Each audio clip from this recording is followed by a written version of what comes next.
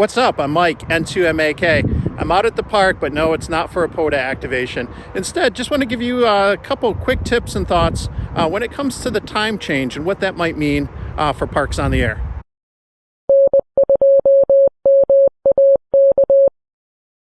All right, let's get to it. I'll make this quick because the park I'm in is actually going to close soon.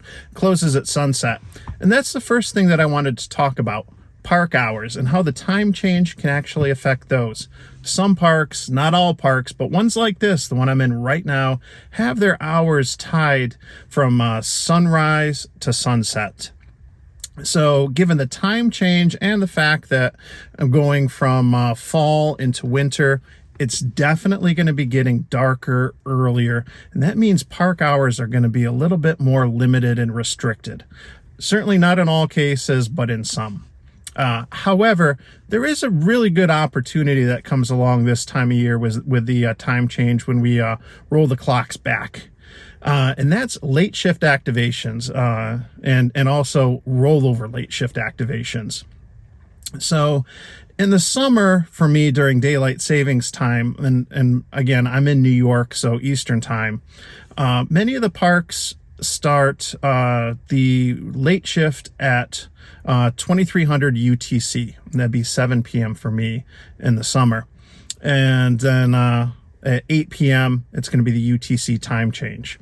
However, now that we've rolled the clocks back, the late shift is actually going to start at 6 p.m. Eastern time. These times are all in UTC. It's always going to be 2300 UTC for many of the parks near me, but all the parks on the POTA website have the times listed for early shift and late shift. So definitely check the POTA website for the particular park, and it'll let you know when you can get credit for early shift and late shift activations and contacts. But when it comes to the late shifts and the rollover late shifts, it's really convenient. If I get out of work at 5:30, I can get to a park, get set up. I can get credit for a late shift activation, after 6 o'clock. And if I have the time and can stick around for a little bit, I can do a rollover activation because after 7 p.m. Eastern time, this time of year, it's going to be the UTC date change. And if I get at least 10 more contacts in the log after 7 p.m., I can get credit for an activation on the current day and the next day. So it's a real quick and easy way to get out there when it's not too late at night, get credit for multiple activations.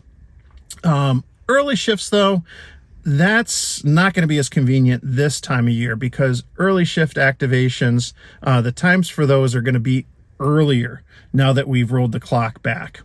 And in the summer, I could typically get out and early shift activation, I think I had until 9 a.m. in the morning.